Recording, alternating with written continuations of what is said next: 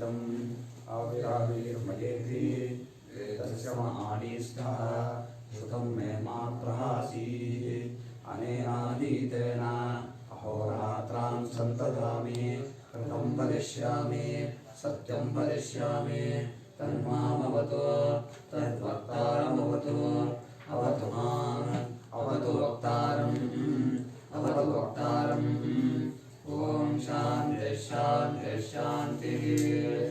ओम नमो ब्रह्माभ्यो ब्रह्म विद्या संप्रदाय कर्तृभ्यो वंशऋषिभ्यो नमो महद्भ्यो नमो गुरुभ्यः सर्वोपप्लवरहित प्रज्ञानगण प्रत्यगर्थो ब्रह्मैवाहमस्मि ब्रह्मैवाहमस्मि श्रुतिस्मृतिपुराणानाम् आलयं करुणालयं नमामि भगवत्पादं शङ्करं लोकशङ्करं शङ्करं शङ्कराचार्यं केशवं बादरायणं सूत्रभाष्यकृतौ वन्दे भगवन्तो पुनः पुनः श्रीमच्छङ्करभगवत्पूज्यपादसद्गुरुभ्यो नमः। वन्दे तं सच्चिदानन्दं यतिवर्यं महामतिं वेदवेदान्तसारज्ञं सद्गुरुं प्रणतोऽस्म्यहं सदाहं सम्प्रदायज्ञं संयमेन्द्रं सदाश्रयं सद्गुरुं सच्चिदानन्दं सदाचारं समाश्रये। श्री श्री सच्चिदानन्देन्द्र सरस्वती महासद्गुरुभ्यो नमः। अधीः भगवो ब्रह्मा। ओम आत्मा वा इदमेक एवाग्र आसीत् ओम आत्मा वा इदमेक एवाग्र आसीत् नान्यत् किंचन विशत् नान्यत् किंचन विशद स ईक्षता लोकान् सृजा इति स ईक्षता लोकान् सृजा इति। ओम आत्मा ओम आत्मा ओम आत्मा ಇಲ್ಲ ಓಂ ಅಂತ ಆಯ್ತದು ಆತ್ಮಾ ಆತ್ಮ ಅನ್ನೋದು ಮಂತ್ರ ಶುರು ಮಾಡಿದ್ದಕ್ಕಷ್ಟೇ ಆಗಲಿ ಇದಮೇ ವೈ ವೈ ಹೇಳಬೇಕಿತ್ತು ವೈ ವೈ ಇದಂ ಇದಂ ಏಕಃ ಏವಾಗ್ರ ಏವ ಅಷ್ಟೇ ಅಗ್ರೆ ಆಸೀತ್ ನ ಕಿಂಚಿತ್ ಅನ್ಯತ್ ಕಿಂಚಿತ್ ಕಿಂಚನ ಕಿಂಚನ ವಿಶದ ಮಿಷತ್ ಸಹ ಈಕ್ಷತ ಲೋಕಾನ್ ಸೃಜಾ ನು ಇತಿ. ಲೋಕಾನ್ ಉ ಲೋಕಾನ್ ಸೃಜೈ ಸೃಜೈ ಇತಿ ಅಂತ ಬಿಡಿಸ್ಬೇಕು ಅದೇನಪ್ಪ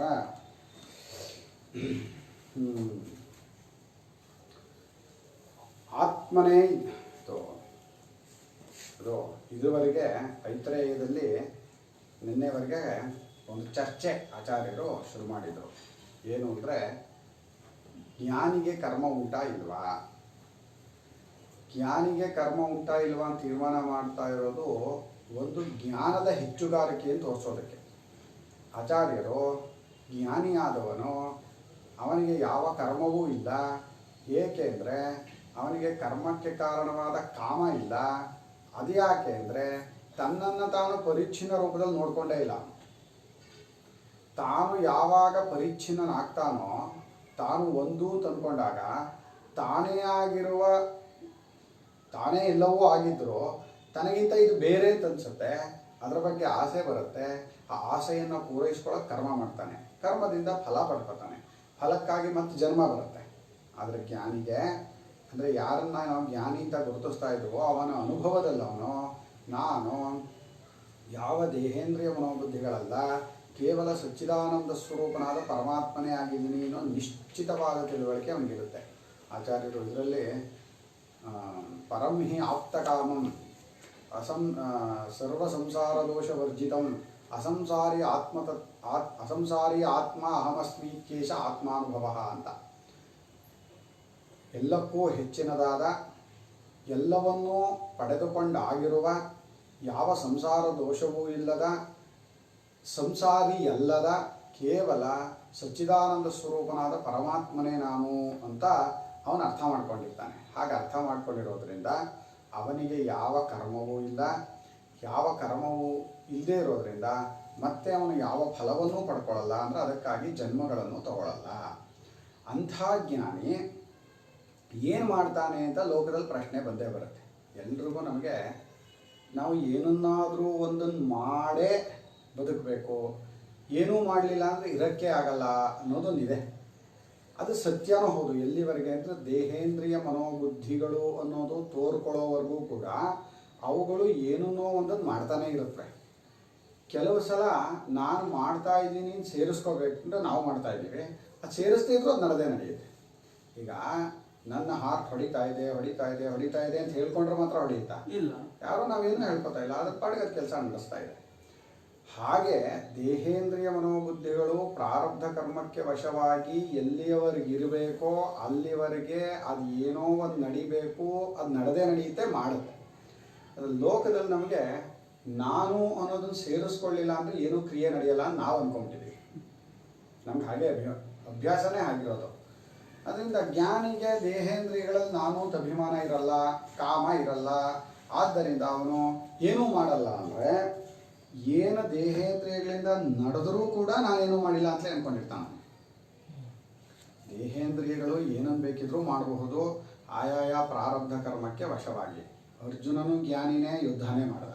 ಶ್ರೀಕೃಷ್ಣ ಪರಮಾತ್ಮ, ಶ್ರೀರಾಮಚಂದ್ರರು ಯುದ್ಧವನ್ನೇ ಮಾಡಿದರು. ಜ್ಞಾನಿಗಳು, ತತ್ವಜ್ಞಾನಿಗಳು, ಬ್ರಹ್ಮಜ್ಞಾನಿಗಳು.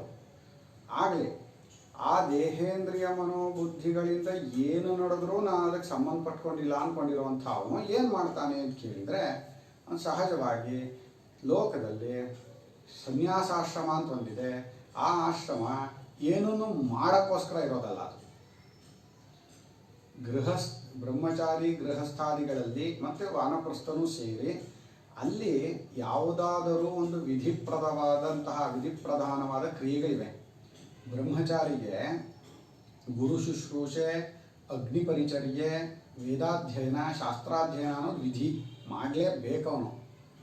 ಹಾಗಿದ್ದ ಮೇಲೆ ಗೃಹಸ್ಥಾಶ್ರಮಕ್ಕೆ ಬಂದಾಗ ಅಲ್ಲಿ ಗೃಹಸ್ಥಾಶ್ರಮೋಕ್ತವಾದಂತಹ ಕರ್ಮಗಳೇನಿದೆ, ಯಾವ್ಯಾವುದೋ ಶಾಸ್ತ್ರೋಕ್ತ ಕರ್ಮಗಳು ಮತ್ತು ಅತಿಥಿ ಅಭ್ಯಾಗತರಾದಿಗಳ ಸೇವೆ, ಇನ್ನು ಸಾಮಾಜಿಕವಾದ ಒಂದಷ್ಟು ಕೆಲಸಗಳು, ಇವುಗಳೆಲ್ಲ ಮಾಡಲೇಬೇಕು. ವಾನಪ್ರಸ್ಥನಿಗೂ ಕೂಡ ವಿಧಿ ಇದೆ, ಇದೇ ರೀತಿ ಇರಬೇಕು ಅಂತ ವಾನಪ್ರಸ್ಥಾಶ್ರಮಕ್ಕೆ. ಹಾಗೆಯೇ ಸನ್ಯಾಸಾಶ್ರಮಕ್ಕೂ ಕೆಲವೊಂದು ವಿಧಿ ಇರುವಂತೆ ತೋರುತ್ತೆ. ಆದರೆ ಸನ್ಯಾಸಾಶ್ರಮದಲ್ಲಿ ಯಾವ ವಿಧಿಯೂ ಹೊಂದದೇನೆ ಕೇವಲ ಆತ್ಮಚಿಂತನೆಯೊಂದೇ ಅಲ್ಲಿ ವಿಧಿ.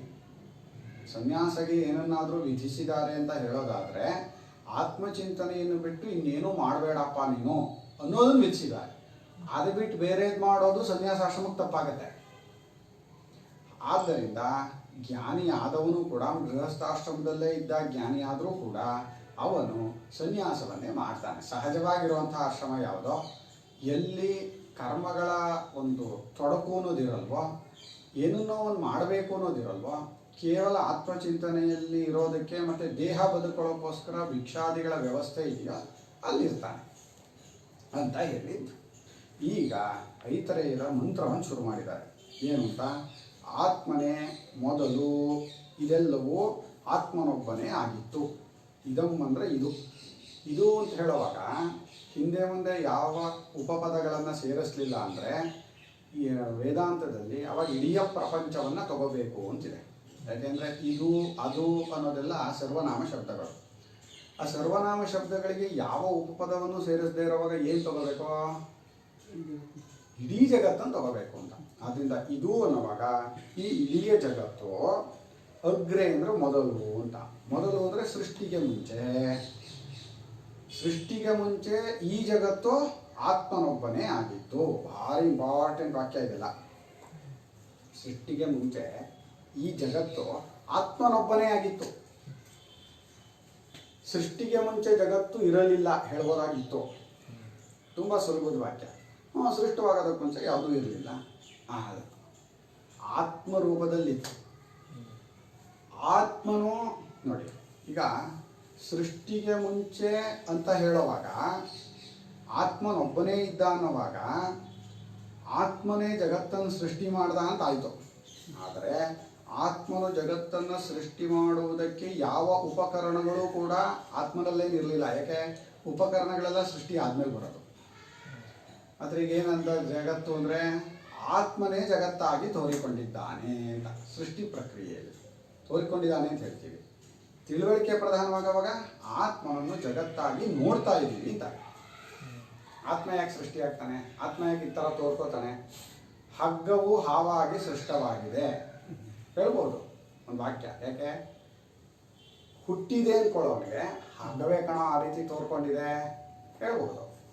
ಇನ್ನೊಂದು ಕಡೆಯಿಂದ ಹಗ್ಗವನ್ನು ನೀನು ಹಾವಾಗಿ ನೋಡ್ತಾ ಇದೀಯಾ, ಎರಡೂ ಒಂದೇ ಅರ್ಥ. ಆದರೆ ಒಂದು ಸೃಷ್ಟಿ ಪ್ರಧಾನವಾಗಿ ಸೃಷ್ಟಿಯಲ್ಲಿ ಸತ್ಯತೆ ಇರೋರಿಗೆ ಆ ಸೃಷ್ಟಿಗೆ ಮೂಲ ಕಾರಣ ಯಾವುದು ಅಂತ ತಿಳಿಸಿ ಮತ್ತು ಸೃಷ್ಟಿ ಅನ್ನೋದನ್ನು ವಿದ್ಯಾಕಲ್ಪಿತ ಅಂತ ತೋರಿಸ್ಕೊಡುತ್ತೆ. ತಿಳುವಳಿಕೆ ಪ್ರಧಾನವಾಗಿ ಹೇಳುವಾಗ ನೇರಾಗಿ ಅದು ತಿಳುವಳಿಕೆ ಕಾರಣ, ಜ್ಞಾನವನ್ನು ನಾಶ ಮಾಡೋಕ್ಕೆ ಸೃಷ್ಟಿ ಪ್ರಕ್ರಿಯೆಯನ್ನು ಹೇಳಿರೋದು. ಪ್ರಕ್ರಿಯೆ ಅಂತ ಎಲ್ಲೆಲ್ಲೆಲ್ಲಿ ಹೇಳುತ್ತೋ ಶಾಸ್ತ್ರ ಅಲ್ಲೆಲ್ಲವೂ ಅಜ್ಞಾನವನ್ನು ಕಳೆದು ನಮ್ಮನ್ನು ಸ್ವಸ್ವರೂಪದಲ್ಲಿ ನೆಲೆ ನಿಲ್ಲಿಸೋಕ್ಕೆ ಇರೋದು. ತುಂಬ ಒಳ್ಳೆಯ ಜಾಗ ಇದು. ನಾಣ್ಯತ್ ಕಿಂಚನ ಮಿಷತ್ ಅಂತ. ಮಿಷತ್ ಅಂದರೆ ಅಲುಗಾಡುವಂಥದ್ದು, ಮಿಷ ಚಲನೆ ಅಂತ. ಅಲುಗಾಡುವಂಥದ್ದು ಒಂದೇ ಒಂದು ಇರಲಿಲ್ಲ. ಅಲುಗಾಡುವಂಥದ್ದು ಅಂದ್ರೇನು? ಕ್ರಿಯೆ ಮಾಡುವಂಥದ್ದು ಅಂತ. ಕ್ರಿಯೆ ಮಾಡುವಂಥದ್ದು ಅಂದರೆ ಕ್ರಿಯೆನೂ ಇರಲಿಲ್ಲ ಅಂತಲೇ ಅರ್ಥ. ಕ್ರಿಯೆ ಮಾಡುವಂಥದ್ದು ಯಾವುದೂ ಇರಲಿಲ್ಲ ಅಂದರೆ ಕ್ರಿಯೆ ಇತ್ತು ಅಂತ ಆಗುತ್ತೇನೋ. ಈ ನಮ್ಮ ಹಳೆಯ ಸಿಪ್ಪದಲ್ಲಿ ಯಾರೂ ಇಲ್ಲ, ಕ್ರಿಯೆ ಮಾತ್ರ ನಡೀತಾ ಇದೆ ಅಂತ ಆಗುತ್ತಾ? ಯಾರು ಇರಬೇಕು. ಅದರಿಂದ ಕ್ರಿಯೆ ಅಲುಗಾಡುವಂಥದ್ದು ಯಾವುದೂ ಒಂದು ಇರಲಿಲ್ಲ ಅಂದರೆ ಯಾವ ಕ್ರಿಯೆಯೂ ಇರಲಿಲ್ಲ ಅಂತ. ಆದ್ದರಿಂದ ಆತ್ಮನು ನಿಷ್ಕ್ರಿಯ ರೂಪನು, ಯಾವ ಕ್ರಿಯೆಯನ್ನು ಮಾಡದೆ ಸ್ವತಃ ತಾನಾಗಿರುವಂತಹ ರೂಪದವನು ಅಂತಲೂ ಹೇಳಿದಾಗಾಯಿತು. ಅವನು ಈಕ್ಷತ ಯೋಚನೆ ಮಾಡಿದ್ದ ಅಂತ. ಯೋಚನೆ ಮಾಡಿದ ಅಂತ ಹೇಳಿದ್ರಿಂದ ಏನಾಯಿತು? ಚೈತನ್ಯ ರೂಪನವನು. ಇವು ಹನ್ನೊಂದು ಆಚಾರ್ಯರು ವಿವರಿಸ್ತಾರೆ, ಅದ್ಭುತವಾಗಿದೆ. ಅವನು ಯೋಚನೆ ಮಾಡಿದ ಅಂತ. ಅವನು ಯೋಚನೆ ಮಾಡಿದ ಅಂತ ಹೇಳಿದ್ರಿಂದ ಅವನು ಚೈತನ್ಯ ರೂಪನು ಅಂತಲೂ ಆಯಿತು. ಏನೂ ಯೋಚನೆ ಮಾಡ್ದ? ಲೋಕವನ್ನು ಸೃಷ್ಟಿಸಬೇಕು ಅಂತ ಯೋಚನೆ ಮಾಡ್ದ. ಲೋಕ ಅವನಿಗಿಂತ ಮುಂಚೆ ಇರಲಿಲ್ಲ. ಅವನು ಯೋಚಿಸಿದ್ದರಿಂದ ಸೃಷ್ಟಿಯಾಗಿದ್ದೀಗ. ಅವನ ಸೃಷ್ಟಿ ಇದ್ರೇನೋ ಮಾಡೋದಲ್ಲ, ಅವನ ಯೋಚನೆಯೇ ತಪಸ್ಸು. ಯಸ್ಯ ಜ್ಞಾನಮಯ ತಪಃ, ಅವನ ಯೋಚನೆಯೇ ಸೃಷ್ಟಿ. ಈಗ ಸಹಜವಾಗಿ ನೋಡಿ, ಒಂದು ಕುಂಬಾರ ಒಂದು ಮಡಕೆಯನ್ನು ಮಾಡಬೇಕು ಅನ್ನುವಾಗ ಮೊದಲು ಅವನು ಮಡಕೆಯ ಆಕಾರವನ್ನು ಮನಸ್ಸಿಗೆ ತಂದ್ಕೋಬೇಕು, ಅವನು ಯೋಚನೆ ಮಾಡಬೇಕು. ಅವನು ಮನಸ್ಸಿನಲ್ಲಿ ಯಾವ ಆಕಾರವೂ ಮೂಡ್ತಾನೆ ಇಲ್ಲ ಅಂದರೆ ಏನು ಹೊರಗಡೆ ಏನು ಮಾಡೋಕ್ಕಾಗತ್ತೆ? ಅವನು ಮನಸ್ಸಿನಲ್ಲಿ ಆಕಾರ ಮೂಡಿ ಅದನ್ನು ಹೊರಗಡೆ ಸಾಕಾರಗೊಳಿಸ್ತಾನೆ ಅಂತ ಹೇಳ್ತೀವಿ. ಇದು ಭೌತಿಕವಾಗಿ ಲೌಕಿಕ ವ್ಯವಹಾರದಲ್ಲಿ ಅದೇ ಸತ್ಯನೇ ಅದು. ಆದರೆ ಇನ್ನೊಂದು ದೃಷ್ಟಿಯಿಂದ ಮನಸ್ಸಿನಲ್ಲಿ ಆಕಾರ ಮೂಡ್ತು ಅಂದರೂ ಹೊರಗಡೆ ಆಕಾರ ತೋರ್ತು ಅನ್ನೋದು ಎರಡೂ ಸೇರ್ ಮನಸ್ಸದು. ಅಲ್ಲಿ ಯೋಚನೆ ಅಷ್ಟೇ ನಡೆದಿರೋದು. ಕನಸಿನಲ್ಲಿ ಒಬ್ಬ ಕುಂಬಾರ ಇದ್ದ, ಹೋಗಿ ಮಣ್ಣನ್ನೆಲ್ಲ ತಗೊಂಬಂದ. ಇದರಿಂದ ಕೆರೆಯಿಂದ ಜೇಡಿ ಮಣ್ಣು ತಗೊಂಬಂದ. ಜೇಡಿ ಮಣ್ಣು ನೋಡಿದಿರೇನೋ? ನೋಡಿಲ್ಲ. ಅದ್ರಲ್ಲಿ ಗಾಲಿ ಮಾಡಿ ಆಟ ಆಡಿದಿರೇನೋ? ನಾವು ಜೇಡಿ ಮಣ್ಣಲ್ಲಿ ಗಾಲಿ ಮಾಡ್ಕೊತಿದ್ವಿ. ಗಾಲಿ ಮಾಡ್ಕೊಂಡು ಅದನ್ನ ಬಂಡಿ ಥರ ಮಾಡ್ತಿದ್ವಿ. ಅದು ಕ್ಲೀನಾಗಿ ಕಡ್ಡಿ ಎಲ್ಲ ಚುಚ್ಚಿ ಅದನ್ನ ಶುದ್ಧ ಮಾಡಿಕೊಂಡು ಅದನ್ನೊಂದು ಕಡ್ಡಿಗೆ ಹಾಕ್ಕೊಂಡು ಎಳ್ಕೊಂಡು ಹೋಗೋದು. ನಾವೇ ಮಾಡಿರೋ ಬಂಡಿಗಳು ಅವೆಲ್ಲ, ಆ ಜೇಡಿ ಮಣ್ಣಿನ ಬಂಡಿ. ಆ ಜೇಡಿ ಮಣ್ಣನ್ನೆಲ್ಲ ತಗೊಂಬಂದು ಮನೆ ಹತ್ರ ಚೆನ್ನಾಗಿ ಅದನ್ನು ತುಳಿದು ಅದಕ್ಕೆ ಸ್ವಲ್ಪ ಮರಳು ಸೇರಿಸ್ಬೇಕು, ಸಣ್ಣ ಮರಳು. ಆ ಸಣ್ಣ ಮರಳು ಸೇರಿದಂತಹ ಜೇಡಿ ಮಣ್ಣು ತುಂಬ ಗಟ್ಟಿಯಾಗಿ ಬರುತ್ತೆ. ಬರೀ ಜೇಡಿ ಮಣ್ಣು ಒಡೆಯುತ್ತೆ. ಅದು ಈ ಸಿಮೆಂಟ್ ಹೇಗೋ ಹಾಗೋದು ಜೇಡಿ ಮಣ್ಣು. ಆ ಜೇಡಿ ಮಣ್ಣೆಲ್ಲ ತಗೊಂಬಂದ, ಮನೆ ಹತ್ರ ಅದನ್ನು ಸಂಸ್ಕಾರ ಮಾಡ್ದ. ಅಂದರೆ ಕಾಲೆಲ್ಲ ತುಳಿಯೋದು ಎಲ್ಲದನ್ನೂ ಮಾಡ್ದ. ಆಮೇಲೆ ಗಡಿಗೆಗಳನ್ನು ಮಾಡಿ ಇಟ್ಟ. ಮನಸ್ಸಿನಲ್ಲಿ ಅವನು ಈ ರೀತಿಯ ಗಡಿಗೆಗಳನ್ನು ಮಾಡಬೇಕು ಅಂತ ಯೋಚನೆ ಮಾಡ್ದ. ಗಡಿಗೆ ಮಾಡಿ ಇಟ್ಟ. ಇದಿಷ್ಟು ಕನಸು ಅಂತ ಗೊತ್ತಾಯ್ತು ಅಂತ ಇಟ್ಕೊಳ್ಳಿ. ಎಲ್ಲದೂ ಮನಸ್ಸಲ್ಲೇ ತಾನೇ ನಡೆದಿದ್ದು. ಅಲ್ಲಿ ಒಂದು ಮನಸ್ಸು, ಅವನ ಮನಸ್ಸಿನಲ್ಲಿ ಒಂದು ಯೋಚನೆ, ಹೊರಗಡೆ ಅಂತ ಒಂದು ನಡೆಯಿತು. ಎಲ್ಲದೂ ಮನಸ್ಸೇ. ನಾವು ಸೃಷ್ಟಿಕರ್ತರು ಅಲ್ವೋ? ಈಗ ಇಡೀ ಕನಸಿನಲ್ಲಿ ಏನೇನು ಸೃಷ್ಟವಾಯಿತೋ ಅದಕ್ಕೆಲ್ಲ ನಾವೇ ಸೃಷ್ಟಿಕರ್ತರು. ನಮಗಿಂತ ಏನಿದೆ ಬೇರೆ ಸೃಷ್ಟಿ? ಹಾಗೆ ಈಗ ಆತ್ಮನು ಲೋಕಪಾಲಕರುಗಳನ್ನು ಸೃಷ್ಟಿ ಮಾಡಿದ್ದಾನೆ. ಸೃಷ್ಟಿ ಪ್ರಕ್ರಿಯೆ ಮುಂದುವರ್ಸೋಣ.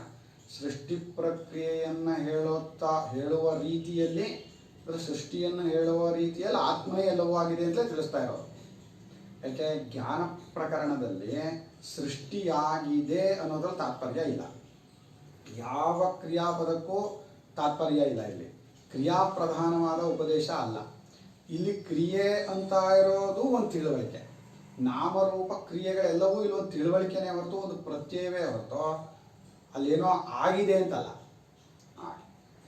ಆತ್ಮ आत्मा आप्नोतेः आप्नोतेः अत्तेः अत्तेः अततेर्वा अततेर्वा परः सर्वज्ञः सर्वशक्तिः परः सर्वज्ञः सर्वशक्तिः अशनायादि सर्वसंसार धर्मवर्जितः असनादि सर्वसंसार धर्मवर्जितः नित्यशुद्ध बुद्धमुक्त स्वभावः नित्यशुद्धबुद्धमुक्त स्वभावः अजो अजरो अमरः अजो अजरो अमरः अमृतो अभयो अद्वयः अमृतो अभयो अद्वयः ಆತ್ಮ ಅನ್ನೋ ಶಬ್ದಕ್ಕೆ ಅರ್ಥ ಬರೀತಾ ಇದ್ದಾರೆ ಆಚಾರ್ಯರು.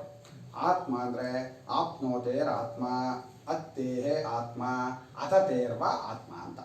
ಹೆಚ್ಚಾಪ್ನೋತಿ ಯದಾದತ್ತೆ ಹೆಚ್ಚಾತ್ತಿ ವಿಷಯಾನಿ ಹೆಚ್ಚಾಸ್ಯ ಸಂತತೋ ಭಾವ ತಸ್ಮಾದ್ ಆತ್ಮೇತಿ ಕೀರ್ತ್ಯತೆ ಅಂತ. ಆಪ್ನೋತೇಹೇ ಆತ್ಮ ಅಂತ ಎಲ್ಲವನ್ನೂ ತನ್ನದಾಗಿ ಪಡೆದುಕೊಳ್ಳುವುದರಿಂದ ಎಲ್ಲವನ್ನೂ ಹೊಂದುವುದರಿಂದ ಅವನು ಆತ್ಮನು. ಆಪ್ಲ ವ್ಯಾಪ್ತವು ಅಂತ ಧಾತು, ವ್ಯಾಪಿಸಿಕೊಳ್ಳೋದು ಅಂತ ಅರ್ಥ. ಎಲ್ಲವನ್ನು ಹೊಂದೋದು ಅಂದ್ರೇನು ಎಲ್ಲವನ್ನು ವ್ಯಾಪಿಸಿಕೊಳ್ಳೋದು ಅಂತ. ವ್ಯಾಪಿಸಿಕೊಳ್ಳುವುದರಿಂದ ಅವನಿಗೆ ಆತ್ಮ ಅಂತ ಹೆಸರು. ಆಪ್ನೋತೇಹೇ ಆತ್ಮ ಐತಿ. ಇನ್ನು ಅತ್ತೇಹೆ ಅಂದರೆ ತಿನ್ನುವುದು, ಅದ ಭಕ್ಷಣೆ. ಅತ್ತಿ ತಿನ್ನುತ್ತಾನೆ, ಎಲ್ಲವನ್ನು ತನ್ನಲ್ಲಿ ಅಡಗಿಸ್ಕೊಂಡ್ಬಿಡ್ತಾನೆ, ಆದ್ದರಿಂದ ಅವನು ಆತ್ಮ. ಅತತೇಹೆ ಅಂದರೆ ಅತ ಸಾತತ್ಯ ಗಮನೆ, ಅವನು ಇಲ್ಲದೇ ಇರೋ ಜಾಗವೇ ಇಲ್ಲ. ಹೆಚ್ಚಾಸ್ಯ ಸಂತತೋ ಭಾವ. ಈ ಆಪ್ನೋತಿಗೂ ಅತತೆಗೂ ಒಂದೇ ಅರ್ಥ ಬರಬಾರ್ದು ಅನ್ನೋದಕ್ಕಾಗಿ ಆಪ್ನೋತಿಯಿಂದಾಗಿ ಎಲ್ಲವನ್ನು ಪಡ್ಕೋತಾನೆ, ಅತತೇಹೆ ಅಂದರೆ ಎಲ್ಲವನ್ನು ವ್ಯಾಪಿಸ್ಕೋತಾನೆ ಏನು ಮಾಡಿ.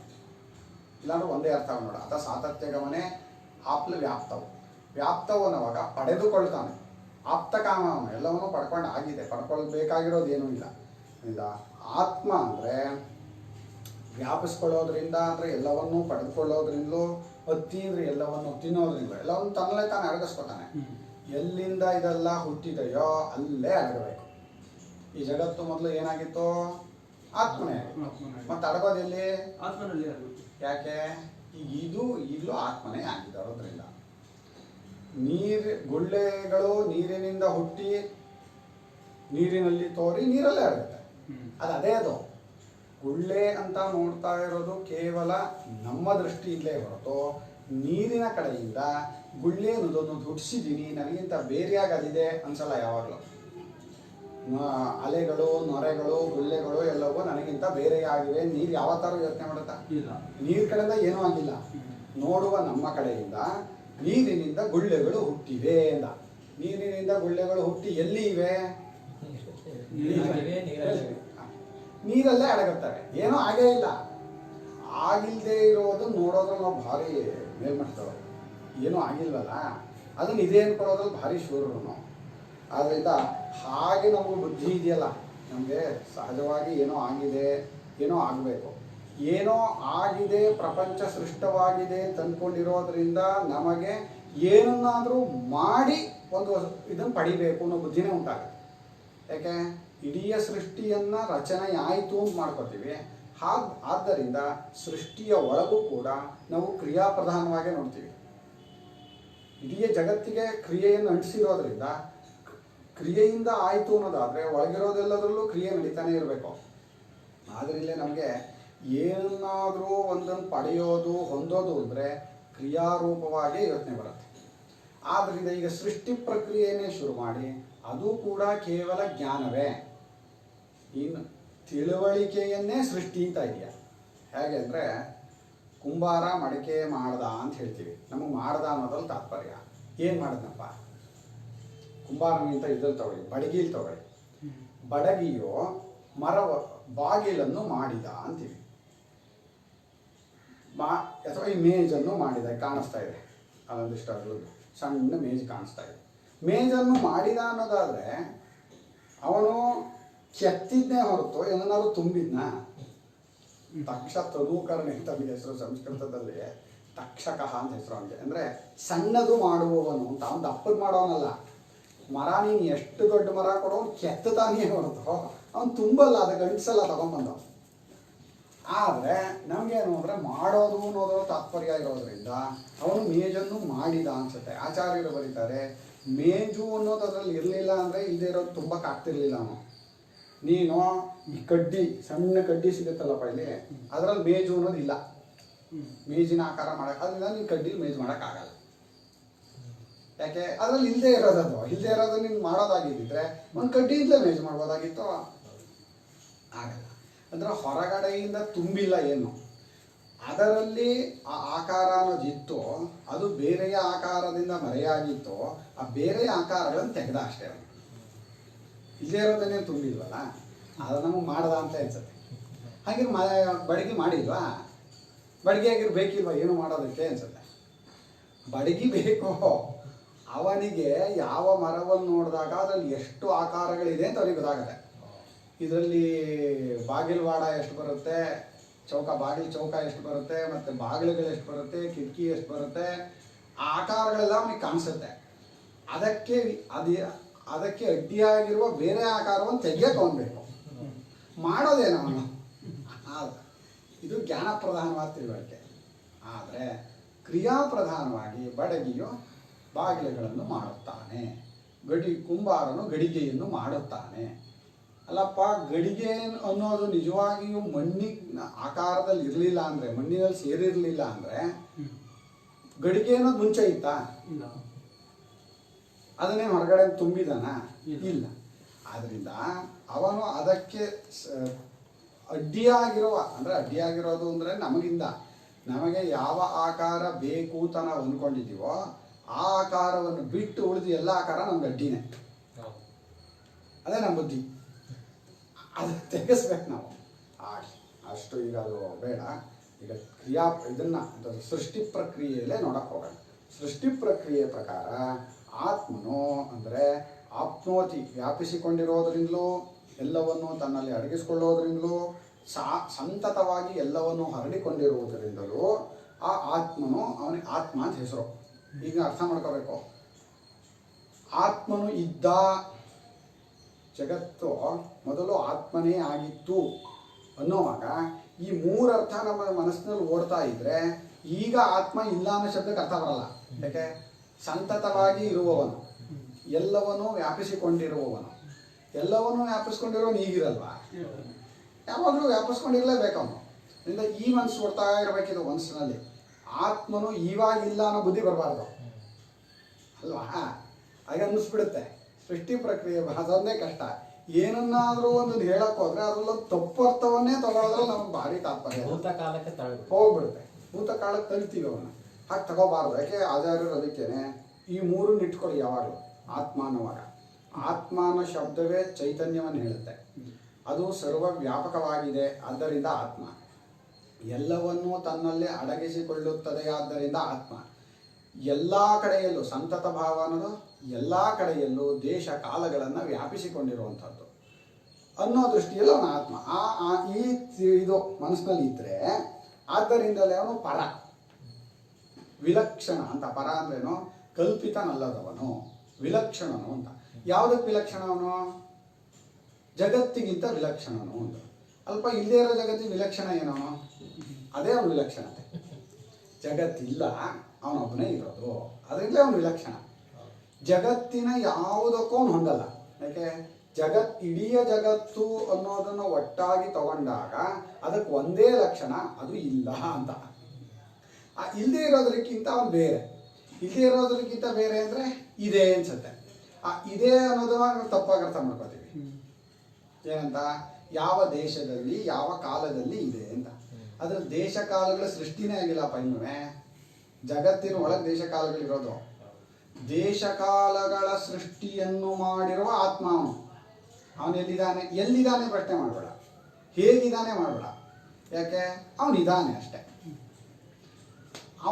ಇದನ್ನ ಈಗ ಅನುಭವದಲ್ಲಿ ನೋಡಕ್ಕೆ ಹೋದ್ರೆ ಕೇವಲ ತನಿ ನಿದ್ರೆಯಲ್ಲಿ, ಸುಷುಪ್ತಿಯಲ್ಲಿ ನಾವಿದ್ದೀವಿ. ಇದೀವೋ ಇಲ್ವಪ್ಪ? ಇದ್ದೀವಿ. ಎಲ್ಲಿದ್ದೀವಿ? ಆ ಪ್ರಶ್ನೆ ಎತ್ಕೊಳ್ಳಲ್ಲ. ಯಾಕೆ? ದೇಶಕಾಲಗಳ ಪ್ರತ್ಯಯವೇ ಅಲ್ಲಿಲ್ಲ. ಪ್ರತ್ಯಯ ಯಾಕಿಲ್ಲ? ಮನಸ್ಸೇ ಇಲ್ಲ. ನಾವು ಎಲ್ಲಿದ್ದೀವಿ, ಹೇಗಿದ್ದೀವಿ, ಯಾವ ಇದು ಎತ್ಕೊಳ್ಳಲ್ಲ. ಆದ್ರೆ ನಾವಿದ್ದೀವಿ. ಅದು ಕೇವಲ ಇರೋವು. ಆದ್ದರಿಂದ ಅವನು ವಿಲಕ್ಷಣನು ಅಂತ. ಈ ಜಗತ್ತಿನ ಎಲ್ಲದಕ್ಕೂ ಅವನು ವಿಲಕ್ಷಣನು. ಜಗತ್ತು ಅಂತ ನಾವು ನೋಡುವಾಗ ನಾಮರೂಪ ಕ್ರಿಯೆಗಳನ್ನೇ ಜಗತ್ತು ಅನ್ನೋದು. ಅಥವಾ ಜಗತ್ತಿನ ಯಾವುದೇ ವಸ್ತುಗಳನ್ನ ನೋಡುವಾಗ ಹುಟ್ಟಿದೆ, ವ್ಯತ್ಯಾಸವಾಗುತ್ತೆ, ಸಾಯುತ್ತೆ. ಇದೇ ತಾನೇ ಜಗತ್ತಿನ ರೂಪ. ಹೀಗಿರೋದ್ರಿಂದ ಈ ಎಲ್ಲದಕ್ಕೂ ಅವನು ವಿಲಕ್ಷಣ. ಮೊದಲನೇ ವಿಲಕ್ಷಣತ್ವ ಇಲ್ಲದೇ ಇರೋ ಜಗತ್ತು ಇಲ್ಲ, ಅವನೊಬ್ಬನೇ ಇರೋದು. ಇನ್ನು ಜಗತ್ತು ಹುಟ್ಟಿದಾಗಲೂ ಈ ಇದನ್ನು ನಾವು ನೋಡ್ತಾ ಇರೋವಾಗ ಉಪದೇಶವೆಲ್ಲ ಜಗತ್ತಿನ ಸೃಷ್ಟಿ ಆದ್ಮೇಲೆ ತಾನೆ. ಸೃಷ್ಟಿಗೆ ಮುಂಚೆ ಯಾವ ಉಪದೇಶವೂ ಇರಲಿಲ್ಲ. ಇತ್ತೇನಾ? ಗಿರಿ ನಿದ್ದೆ ಮಾಡಬೇಡ ಪ್ರಶಾಂತ. ಸೃಷ್ಟಿಗೆ ಮುಂಚೆ ಯಾವ ಉಪದೇಶವೂ ಇರಲ್ಲ. ಉಪದೇಶ ಇರೋದೆಲ್ಲಿ? ಸೃಷ್ಟಿಗೆ ಒಳಗೆ. ಹೌದು. ಈಗ ಉಪದೇಶ ಏನಂತ ಮಾಡಬೇಕು? ನೀನು ಈ ಜಗತ್ತಿಗೆ ಸಂಬಂಧಪಟ್ಟಿಲ್ಲ ಅಂತ ಉಪದೇಶ ಮಾಡಬೇಕು. ನೀನು ಜಗತ್ತಲ್ಲೇ ಇರೋನು, ನೀನು ಹಣೆ ಬರುವೆ ಇಷ್ಟು, ಹುಟ್ಟೋದು ಸಾಯೋದೇ ಇಷ್ಟು, ಅದಕ್ಕೆ ಉಪದೇಶ ಯಾಕಬೇಕು? ನನಗೆ ಗೊತ್ತದು. ತುಂಬ ಚೆನ್ನಾಗಿದೆ ಈ ಜಾಗ. ವಿಲಕ್ಷಣನಾಗಿದ್ದಾನೆ ಅಂದರು. ವಿಲಕ್ಷಣನಾಗಿರೋನು ಅಂತ ಆದಾಗ ವಿಲಕ್ಷಣತೆಯನ್ನು ಬೇರೆ ಬೇರೆ ರೀತಿಯಲ್ಲಿ ನಾವು ಅರ್ಥ ಮಾಡ್ಕೋತೀವಿ. ಆದ್ದರಿಂದ ಅವನು ಬರೀ ವಿಲಕ್ಷಣ ಅಂದರೆ ಸರ್ವಜ್ಞನಾದ ವಿಲಕ್ಷಣ ಅಂತ. ಸರ್ವಜ್ಞ ಅಂದರೆ ಎಲ್ಲವೂ ಆಗಿದ್ದಾನೆ, ಜ್ಞಸ್ವರೂಪವೂ ಆಗಿದ್ದಾನೆ. ಈ ವಿಲಕ್ಷಣ ಅನ್ನೋ ಬುದ್ಧಿಯನ್ನು ನಾವು ಹೇಗೆ ಅರ್ಥ ಮಾಡ್ಕೊಳ್ತೀವಿ ಅಂದರೆ ಇವನಿಗಿಂತ ಇವನು ಬೇರೆ ಅನ್ನೋ ಅರ್ಥದಲ್ಲಿ ಮಾಡ್ಕೊಂಡ್ಬಿಡ್ತೀವಿ. ಇದೂ ಒಂದಿದೆ, ಅವನು ಇದ್ದಾನೆ. ಇವನಿಗಿಂತ ವಿಲಕ್ಷಣ ಕಂಡ್ರೆ ಇವನು ಭಾರಿ ಅಂತಾರ ಅಂದರೆ ನಾವು ಎರಡನ್ನೂ ಅರ್ಥ ಮಾಡ್ಕೋತೀವಿ. ಹಾಗೆ ಎರಡು ಬರಬಾರ್ದು. ಅದರಿಂದ ಅವನು ಸರ್ವಜ್ಞ. ಸರ್ವಜ್ಞ ಅಂದರೆ ಸರ್ವವೂ ಆಗಿದ್ದಾನೆ, ಜ್ಞಸ್ವರೂಪವೂ ಆಗಿದ್ದಾನೆ. ಕೇವಲ ಅರಿವೇ ಅವನ ರೂಪ. ಆದರೆ ಇಲ್ಲಿ ತೋರುತ್ತಿರುವ ಯಾವುದೂ ಅವನನ್ನು ಬಿಟ್ಟಿಲ್ಲ. ಅವನದಾದ ಒಂದು ರೂಪ ಕೇವಲ ಜ್ಞಾನ. ಮತ್ತಿದು ಅವನನ್ನು ಬಿಟ್ಟು ಮಾತ್ರ ಇಲ್ಲ. ಅಂದರೆ ಇದು ಈಗಲೂ ಅರಿವಷ್ಟೇ. ಅರಿವನ್ನೇ ವಸ್ತುವಾಗಿ ನೋಡ್ತಾ ಇರೋದೇ ತಪ್ಪು ತಿಳುವಳಿಕೆ. ಅರಿವನ್ನು ವಸ್ತುವಾಗಿ ಅಂದರೆ ಒಂದಾನೊಂದು ರೂಪದಲ್ಲಿ ಇದಿದೆ, ಅದು ತಿಳುವಳಿಕೆನೇ. ಅದನ್ನು ತಿಳುವಳಿಕೆಯಾಗಿ ನೋಡ್ತಾ ಇಲ್ಲ ನಾವು. ವಸ್ತು ಅದಿದೆ, ಅದು ಕ್ರಿಯೆಯಿಂದ ಕೂಡಿಕೊಂಡಿದೆ, ನಾಮರೂಪ ಕ್ರಿಯೆಗಳಿಂದ ಕೂಡಿಕೊಂಡಿದೆ ಅನ್ಸುತ್ತೆ. ಆ ಕೂಡ್ಕೊಂಡಿದೆ ಅಂತ ಒಂದು ತಿಳುವಳಿಕೆ ಅಷ್ಟೇ ಇರುತ್ತೆ. ಆ ತಿಳುವಳಿಕೆ ಉಂಟಾಗಲಿಲ್ಲ ಅಂದ್ರೆ ಅದು ಇದೇನೋ ಶಬ್ದಕ್ಕೆ ಏನೂ ಅರ್ಥ ಇಲ್ಲ. ಆ ತಿಳುವಳಿಕೆ ಇದ್ದಾಗ ಮಾತ್ರ ಅದು ಇರುತ್ತೆ. ಈ ತಿಳುವಳಿಕೆ ಇಲ್ಲದೆ ಇರುವಾಗ ಅದು ಇರಲ್ಲ. ಅಂದರೆ ಆ ವಸ್ತು ಕೇವಲ ತಿಳುವಳಿಕೆ ಅರಿವಷ್ಟೇ ಹೊರತು ಪ್ರತ್ಯಯವಷ್ಟೇ ಹೊರತು ವಸ್ತು ಅನ್ನೋದಿಲ್ಲ. ಆದರೆ ಇದು ಅರ್ಥ ಆಗಲ್ಲ ನಮಗೆ. ವಸ್ತು ಅಂದ್ರೆ ತೋರಿಸ್ತಾ ಇದೆಯಲ್ಲ, ಸ್ಥೂಲವೇ ಬೇಕು, ಗಟ್ಟಿಯಾಗಿ ತೋರಿಸ್ತಾ ಇಲ್ವಾ ಅನ್ಸುತ್ತೆ. ಗಟ್ಟಿ ಅಂತ ಒಂದು ತಿಳುವಳಿಕೆ. ಕನಸಿನಲ್ಲಿ ಗಟ್ಟಿಯಾದ ಒಂದು ವಸ್ತು ಹಿಡ್ಕೊಂಡೆ ಅನ್ಸುತ್ತೆ, ಮೃದುವಾದ ಒಂದು ವಸ್ತು ಹಿಡ್ಕೊಂಡೆ, ಒರಟಾದ ವಸ್ತುವನ್ನು ಮುಟ್ಟಿದೆ, ನುಣುಪಾದ ವಸ್ತುವನ್ನು ಮುಟ್ಟಿದೆ, ಎತ್ತರವಾದ ವಸ್ತುವನ್ನು ನೋಡಿದೆ, ದೂರದಲ್ಲಿರುವ ವಸ್ತುವನ್ನು ನೋಡಿ. ಎಲ್ಲದೂ ತಿಳುವಳಿಕೆನೇ. ಗಟ್ಟಿ ಅಂತ ಒಂದು ತಿಳುವಳಿಕೆ, ಮೃದು ಅಂತ ಒಂದು ತಿಳುವಳಿಕೆ. ಅಷ್ಟು ಪ್ರತ್ಯಯದಲ್ಲಿ ಅರ್ಧೋಗೋಯ್ತು. ಅದಷ್ಟು ಕೇವಲ ತಿಳುವಳಿಕೆಯಾಗಿದ್ದರಿಂದಲೇ ವಸ್ತುವನ್ನು ನಿಜವಾಗಿ ಇಲ್ಲದೆ ಇರೋದ್ರಿಂದಲೇ ಕನಸು ಅಂತ ಗೊತ್ತಾದಾಗ ಅದು ಯಾವುದೂ ಇಲ್ಲ. ಇನ್ನು ನಿಜವಾಗ್ಲೂ ಇದ್ದಿದ್ರು ನಾನು ಕನಸು ತಿಳ್ಕೊಂಡಿದ್ದಕ್ಕೆ ಅದಕ್ಕೆ ಹೋಗ್ಬೇಕಿತ್ತು. ಈಗಲೂ ಹಾಗೇನೆ ಈ ಎಚ್ಚರ ಪ್ರಪಂಚ, ಈ ದೇಹೇಂದ್ರಿಯ ಮನೋಬುದ್ಧಿ ಸಹಿತವಾದ ಪ್ರಪಂಚ ಅಂತ ಏನಿದೆ, ಇದು ಇನ್ನೊಂದು ಕನಸು ಅಂತ ಇವಾಗ ಅಂತ ಇದ್ದೀವಿ. ಅದನ್ನು ನೋಡುವಾಗ ಇದಿರಲಿಲ್ವಲ್ಲ. ಇದು ಒಂದು ತಿಳುವಳಿಕೆ ಅಷ್ಟೇ. ಚೆನ್ನಾಗಿದೆ, ಇದು ಅದ್ಭುತವಾಗಿದೆ. ಸರ್ವಶಕ್ತಿ ಅಂದ್ರು. ಈ ಸರ್ವಜ್ಞ ಅನ್ನುವಾಗಲೂ ಒಬ್ಬ ವ್ಯಕ್ತಿಯಾಗಿ ನೋಡುತ್ತೆ. ಅವನು ಇದ್ದಾನೆ, ಅವನಿಗೆ ಎಲ್ಲ ಜ್ಞಾನವೂ ಇದೆ ಅಂತ. ಆದರೆ ಅವನು ಸರ್ವಶಕ್ತನೂ ಹೌದು. ಜ್ಞಾನ ಇರೋರಿಗೆ ಶಕ್ತಿ ಇರಬೇಕು ಅಂತ ಏನಿಲ್ಲ ನಮ್ಮ ಲೋಕದಲ್ಲಿ. ಅವ್ರಿಗೆ ತಿಳುವಳಿಕೆ ಇದೆ ಕಂಡ್ರೆ ಏನೂ ಮಾಡಲ್ಲ ಅವರು ಅಂತಾರೆ. ಎಲ್ಲದನ್ನು ಒಂದು ತಪ್ಪಾಗಿ ಅರ್ಥ ಮಾಡ್ಕೊಳ್ಳೋದ್ರಲ್ಲಿ ಭಾರಿ ಶೂರರು ನಾವು. ಅದು ಆ್ಯಕ್ಚುಲಿ ಸರ್ವಜ್ಞಾನವಾಗಲಿ ಅವನು ಸರ್ವವೂ ಆಗಿದ್ದಾನೆ, ಸ್ವರೂಪವಾಗಿದ್ದಾನೆ ಅಂತ ಆಯಿತು. ಆದರೂ ಕೂಡ ಕೇವಲ ಜ್ಞಾನವಷ್ಟೇ ಅಲ್ಲ, ಎಲ್ಲ ಶಕ್ತಿಯೂ ಅವನೇ. ಈ ಸರ್ವಶಕ್ತಿ ಅಂತ ಹೇಳುವಾಗ ಈ ಪ್ರಪಂಚ ಇದೆ ಅಂತ ಇಟ್ಕೊಂಡು ಇದರಲ್ಲಿ ತೋರುವ ಎಲ್ಲ ಶಕ್ತಿಯೂ ಅವನೇ, ಎಲ್ಲವೂ ಅವನೇ, ಶಕ್ತಿಯೂ ಅವನೇ. ಸರ್ವಜ್ಞನೂ ಸರ್ವಶಕ್ತಿಯೂ. ಆದರೆ ಇದೆಲ್ಲವೂ ಆಗಿ ಇಲ್ಲಿರುವ ಎಲ್ಲ ಶಕ್ತಿಯೂ ಆಗಿ ತಾನು ಜ್ಞಾನ ಸ್ವರೂಪನಾಗಿರೋನು ಎಲ್ಲವೂ ಆಗಿದ್ದಾನಲ್ಲ. ಹಾಗಿದ್ರೆ ಇದಕ್ಕೆಲ್ಲ ಅಂಟ್ಕೊಂಡಿಲ್ಲ ಅಂತೀರಾ ನೀವು? ಅವನೇ ಎಲ್ಲವೂ ಆಗಿದ್ದಾನೆ ಎಂದಾಗ ಅಂಟ್ಕೊಂಡಿರ್ತಾನ? ನೀರೇ ಅಲೆಯೂ ಆಗಿದೆ, ಗುಳ್ಳೆಯೂ ಆಗಿದೆ, ದೊಡ್ಡ ದೊಡ್ಡ ತೊರೆಗಳು ಆಗಿವೆ ಅಂತ ಅಂದ್ರೆ ನೀರು ಅಂಟ್ಕೊಂಡಿರುತ್ತೆ ಅದಕ್ಕೆ? ಬೇರೆ ಎಲ್ಲ ಆಗಿದೆ ಅದು. ಅದು ನಮ್ಗೆ ಇದೇನೋ ಬುದ್ಧಿ ಹೋಗಲ್ವಲ್ಲ.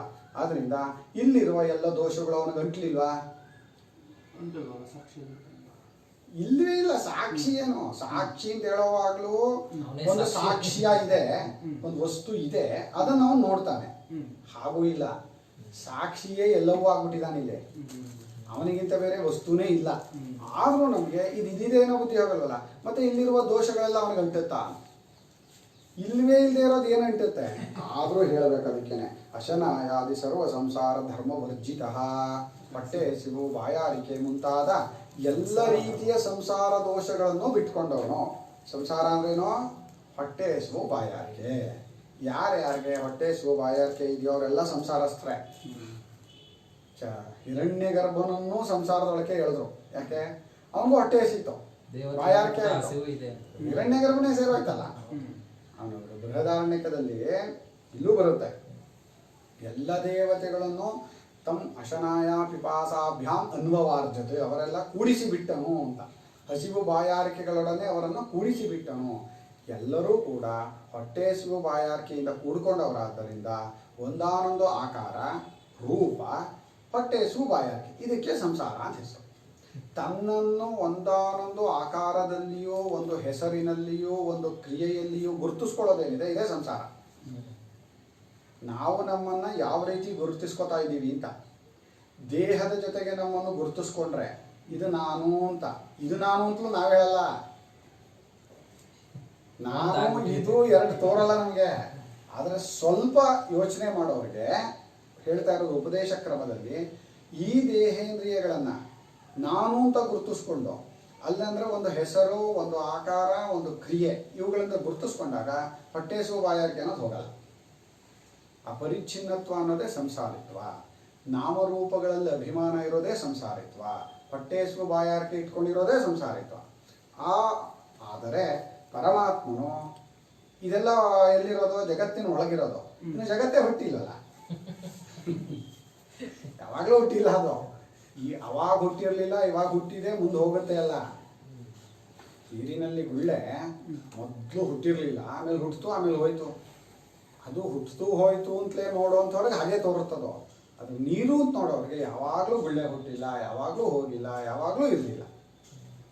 ಅದರಿಂದ ಅವನು ಹೊಟ್ಟೆ ಹಸಿವು ಬಾಯಾರಿಕೆ ಮೊದಲಾದ ಎಲ್ಲ ಸಂಸಾರ ಧರ್ಮಗಳನ್ನು ಮೀರಿದವನು.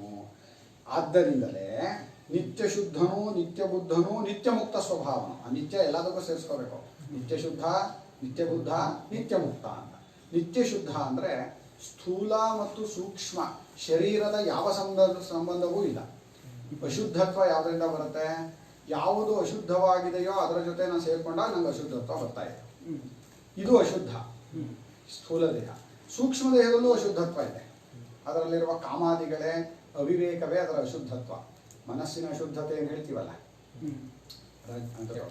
ಲಯ, ವಿಕ್ಷೇಪ, ಕಷಾಯ. ಬುದ್ಧಿಯ ಅಶುದ್ಧತ್ವ ಏನೋ? ಅವಿವೇಕ.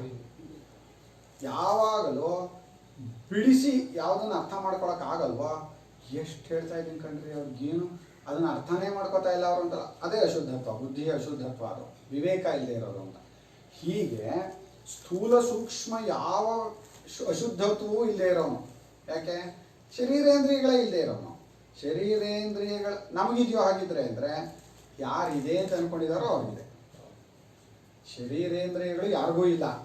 ಆದರೆ ಯಾರು ತಮ್ಮನ್ನ ನಾನು ಶರೀರ, ನಾನು ಹುಟ್ಟಿದ್ದೀನಿ, ನಾನು ಸಾಯ್ತೀನಿ ಅನ್ಕೋತಾರ, ಹುಡ್ತಾರೆ, ಸಾಯ್ತಾರೆ. ನಮಗೆ ನಗು ಸಹೃತ್ಯ ಹಾಗೆ. ಆದ್ದರಿಂದ ನಿತ್ಯ ಶುದ್ಧನು, ನಿತ್ಯ ಬುದ್ಧನು. ಆದ್ದರಿಂದಲೇ ಅವನು ಸರ್ವಜ್ಞನಾಗಿರೋದ್ರಿಂದಲೇ, ಸ್ಥೂಲ ಸೂಕ್ಷ್ಮ ಶರೀರಗಳ ಸಂಬಂಧವಿಲ್ಲದೆ ಇರೋದ್ರಿಂದಲೇ ಅವನು ನಿತ್ಯ ಅರಿವಿನ ಸ್ವರೂಪ. ಅವನು ಹಾಗಿರೋದ್ರಿಂದಲೇ ನಿತ್ಯ ಮುಕ್ತನು, ಯಾವಾಗಲೂ ಮುಕ್ತ. ನಾನು ನಿಜವಾಗಿ ಯಾವತ್ತೋ ಮುಕ್ತಿಯನ್ನು ಹೊಂದುತ್ತೀನಿ ಅಲ್ಲ, ನಾನು ಯಾವಾಗಲೂ ಮುಕ್ತ ಸ್ವರೂಪನೇ. ಯಾವತ್ತೋ ಒಂದಿನ ಹೊಸದಾಗಿ ಬರೋದಾಗಿದ್ದಿದ್ರೆ, ಮುಕ್ತಿ ಅನ್ನೋದು ಒಂದು ಕ್ರಿಯೆಯಿಂದ ಉಂಟಾಗೋದಾಗಿದ್ದಿದ್ರೆ ಅದನ್ನು ಶಾಶ್ವತವಾಗಿ ಇರ್ತಿರ್ಲಿಲ್ಲ. ಅದಕ್ಕಾಗಿ ಅಷ್ಟು ಪ್ರಯತ್ನ ಪಡಲು ಬೇಕಾಗಿರಲಿಲ್ಲ. ಯಾವುದು ಶಾಶ್ವತವಲ್ಲವೋ ಅದಕ್ಕಾಗಿ ತುಂಬ ಪ್ರಯತ್ನ ಪಟ್ಟು ತಾನೇ ಏನು ಪ್ರಯೋಜನ? ಆದರೆ ನಾನು ಯಾವಾಗಲೂ ಮುಕ್ತ ಸ್ವರೂಪನೇ ಆಗಿರೋದ್ರಿಂದ, ಆತ್ಮನೇ ಆಗಿರೋದ್ರಿಂದ ಪ್ರಯತ್ನ ಪಟ್ಟರೆ ಅಂದರೆ ಪ್ರಯತ್ನ ಪಡೋದು ಬುದ್ಧಿ ನಮ್ಗೆ ಇರೋದ್ರಿಂದ ಎಲ್ಲವೂ ಉಪದೇಶ. ಪ್ರಯತ್ನ ಪಟ್ಟರೆ ಏನು ಪ್ರಯತ್ನ ಪಡಬೇಕು? ನಾನು ಯಾವಾಗಲೂ ಹಾಗೆ ಇದ್ದರೆ ಅನ್ಸುತ್ತೆ. ನೀನು ಯಾವಾಗಲೂ ಹಾಗೆ, ನಾನು ಯಾವಾಗಲೂ ನಿತ್ಯ ಶುದ್ಧ ಬುದ್ಧ ಮುಕ್ತನಾಗಿದ್ದೀನಿ ಅರ್ಥ ಮಾಡಿಕೊಂಡ್ರೆ ಅನುಭವದಿಂದ, ಅವಾಗ ನಿನಗೆ ಪ್ರಯತ್ನ ಅಂತ ಹೇಳ್ತಾ ಇಲ್ಲ. ಆದರೆ ಏನನ್ನಾದರೂ ಒಂದು ಪಡ್ಕೊಳಕ್ಕೆ ಪ್ರಯತ್ನ ಪಡಬೇಕು ಅಂತ ಲೋಕದಲ್ಲಿ ಅಂದ್ಕೊಂಡಿದ್ದೀವಲ್ಲ, ಅದಕ್ಕೋಸ್ಕರ ಪ್ರಯತ್ನ ಪಟ್ಟರೆ ಸಿಗುತ್ತೆ ಅಂತಾದರೆ ಮುಕ್ತಿ ಅದು ಯಾವಾಗಲೂ ಇರೋವಂಥದ್ದಾದ್ದರಿಂದ ತಪ್ಪು ತಿಳುವಳಿಕೆಯನ್ನು ಕಳ್ಕೊಳ್ಕರ್ದಷ್ಟೇ ಪ್ರಯತ್ನ. ಮುಕ್ತಿಯನ್ನು ಪಡ್ಕೊಳ್ಳೋದಲ್ಲ. ಮುಕ್ತಿ ಅಂದರು, ಆತ್ಮ ಅಂದರು, ಬ್ರಹ್ಮ ಅಂದರು, ಆತ್ಮಜ್ಞಾನ ಅಂದರು ಎಲ್ಲ ಒಂದೇ. ಜ್ಞಾನವೇ ಮುಕ್ತಿ ಇದೆ. ಹಾಗಿರುವಂಥ ಅದು ಸ್ವಭಾವ ಒಂದು. ಅವನು ಯಾವಾಗಲೂ ಹಾಗೇ ಇರೋವನು. ಆದ್ದರಿಂದಲೇ ಅಜನು, ಹುಟ್ಟಿಲ್ಲ, ಅಜರನು, ಮುಪ್ಪಿಲ್ಲದವನು, ಆದ್ದರಿಂದಲೇ ಅಮರನು. ಆದ್ದರಿಂದಲೇ ಎಲ್ಲದಕ್ಕೂ ಬರುತ್ತೆ. ಹಿಂದಿನ ಎಲ್ಲದೂ ಸೇರಿಸ್ಕೊಂಡಿರೋದ್ರಿಂದ ಅವನು ನಿತ್ಯ ಶುದ್ಧ ಬುದ್ಧ ಮುಕ್ತ ಸ್ವಭಾವನಾಗಿರೋದ್ರಿಂದಲೇ ಅಜನು, ಆದ್ದರಿಂದಲೇ ಅಜರನು, ಆದ್ದರಿಂದಲೇ ಅಮರನು ಅಂದರೆ ಮರಣವಿಲ್ಲದವನು, ಅಮೃತನು. ಈ ಅಮರ ಮತ್ತು ಅಮೃತ ಅನ್ನೋದ್ರಲ್ಲಿ ಇನ್ನೊಂದರಿಂದ ತನ್ನದು ಅಂತ ಒಂದು ಇಟ್ಕೊಂಡಿದ್ರೆ ಅವೆಲ್ಲವನ್ನು ಕಳ್ಕೊಂಡಾಗಲೂ ಸತ್ತೋದ್ವಿ ಅಂತಾರೆ. ಲೋಕದಲ್ಲಿ ತುಂಬ ಕೋಟೀಶ್ವರ ಎಲ್ಲವನ್ನು ಕಳ್ಕೊಂಬಿಟ್ಟ ಅಂತ ಇಟ್ಕೊಂಡೆ. ಅವ್ರೇನ್ರಿ ಬದುಕಿದ್ದು ಸತ್ತಾಗವರು, ಅವ್ರದ್ದೆಲ್ಲ ಹೋಗಾಯ್ತು ಅಂತಾರೆ. ಅವರಿದ್ದಾರೆ ಆದರೂ ಹೋಗಾಯ್ತು ಅಂತಾರೆ, ಅದಕ್ಕೆ ಬೆಲೆ ಕೊಡಲ್ಲ. ಅಂದರೆ ಆ ರೀತಿ ತನ್ನದು ಅಂತ ಇಟ್ಕೊಂಡಾಗ ಅದು ಹೋದಾಗಲೂ ನಾನು ಹೋದೆ ಅನ್ನೋ ಲೆಕ್ಕ ಬರುತ್ತೆ. ಹಾಗೂ ಇಲ್ಲದೆ ಇರೋನು ತನ್ನದು ಅಂತ ಯಾವುದೂ ಇಟ್ಕೊಂಡೇ ಇಲ್ಲ. ತನ್ನದು ಅಂತ ಈಗ ನಾನು ಇಂಥದ್ದು ಅಂತ ಪರಿಚ್ಛಿನ್ನ ಮಾಡ್ಕೊಂಡಿರೋದ್ರಿಂದ ಒಂದಷ್ಟು ನಂದು ಅಂತ ಇಟ್ಕೊಂಡಿದ್ದೀನಿ. ಒಂದಷ್ಟು ನಂದು ಅಂತ ಇಟ್ಕೊಂಡಿದ್ದೀನಿ ಅಂದರೆ ಅದಕ್ಕಿಂತ ಹೆಚ್ಚಿನದಾಗಿರೋದು ನಂದಲ್ಲ ಅಂತ ನಾನೇ ಹೇಳ್ತಾ ಇದ್ದೀನಿ. ನಮ್ಮ ಬುದ್ಧಿ ಎಷ್ಟು ನಾವು ಭಾರಿ ಬುದ್ಧಿವಂತರು.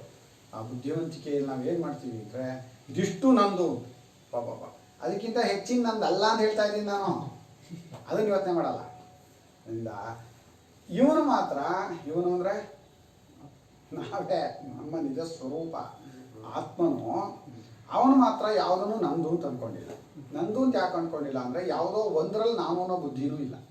ಆ ನಂದು ಅಂತ ಅಂದ್ಕೊಳ್ದೇ ಇರೋದ್ರಿಂದ ಅವುಗಳು ಕ್ಷಯವಾಗಿ, ನಂದು ಅಂತ ಅಂದ್ಕೊಳ್ಳಲ್ಲ ಅನ್ನೋದ್ರಲ್ಲಿ ಇನ್ನೊಂದೇನಿದೆ ಅಂದರೆ ಅಂಥದ್ದೊಂದು ವಸ್ತುನೇ ಇಲ್ಲ ಅವನಿಗಿಂತ ಬೇರೆಯಾಗಿ. ಆತ್ಮನಿಗಿಂತ ಬೇರೆಯಾಗಿ ಒಂದು ವಸ್ತು ಇದ್ದಿದ್ರೆ ಅದನ್ನು ಯಾವಾಗಲಾದ್ರೂ ನಂದು ಅಂತ ಅಂದ್ಕೋಬೋದಾಗಿತ್ತು. ಇಲ್ಲವೇ ಇಲ್ವಲ್ಲ ಅಂದ್ಕೊಳ್ಳೋಕ್ಕೆ. ಅವನೇ ಎಲ್ಲವೂ. ಯಾಕೆ ಜಗತ್ತೇ ಇನ್ನೂ ಸೃಷ್ಟಿಯಾಗಿಲ್ಲ, ಒಬ್ಬನೇ ಇರೋದು. ಆ ಒಬ್ಬನೇ ಇರೋದು ಅನ್ನೋದನ್ನ ಹೇಗೆ ಅರ್ಥ ಮಾಡಿಸ್ಬೇಕು ಅಂತ. ನಮ್ಮ ಲೋಕದಲ್ಲಿ ಒಬ್ಬನೇ ಇದೆಯೇನೋ ಅಂದ್ರೆ ಏನು ಅರ್ಥ ಮಾಡ್ಕೊತಾನೆ? ಮನೇಲಿ ಒಬ್ಬನೇ ಇದ್ದೀನಿ, ಅಪ್ಪ ಅಮ್ಮ ಎಲ್ಲ ಊರಿಗೆ ಹೋಗಿದ್ದಾರೆ, ನಾನು ಒಬ್ಬನೇ ಇದ್ದೀನಿ ತಲೆನೋ ಸ್ವರೂಪ. ಹಾಗೆ ಆತ್ಮ ಒಬ್ಬನೇ ಇದ್ದ ಅಂದರೆ ಅವ್ರ ಅಪ್ಪ ಅಮ್ಮ ಎಲ್ಲ ಊರಿಗೆ ಹೋಗಿದ್ರ? ಇಲ್ಲಪ್ಪ. ಎಷ್ಟು ಕಷ್ಟ ಅಲ್ವಾ ಉಪದೇಶ. ನಮ್ಮ ಈ ಸಾಂಸಾರಿಕ ಪ್ರತ್ಯಯಗಳು ಏನು ಉಂಟಾಗ್ತಾ ಇದೆ ಅವೆಲ್ಲವೂ ಕೂಡ ಸಂಸಾರಕ್ಕೆ ತಕ್ಕದಾಗಿಯೇ ಅರ್ಥ ಮಾಡ್ಕೊಳ್ಳುತ್ತೆ.